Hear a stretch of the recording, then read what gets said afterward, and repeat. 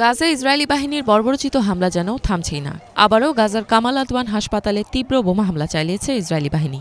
হাসপাতালের পরিচালক doctor Husam Abu Safia জানিয়েছেন, এ সময় ড্রোন হামলায় ৩ চিকিৎসাকর্মী আহত হয়েছেন। একজনের অবস্থা বেশ গুরুতর।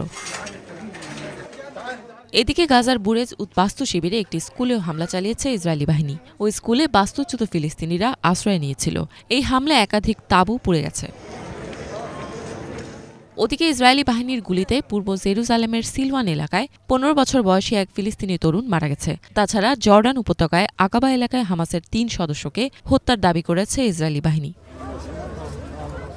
গাজা মিনিস্ট্রি অফ হেলথের সর্বশেষ তথ্য অনুসারে গত ২৪ ঘণ্টায় গাজা ভূখণ্ডে ইসরায়েলি বাহিনীর বর্বরোচিত হামলায় অন্তত ৩৬ জন ফিলিস্তিনি প্রাণ হারিয়েছে।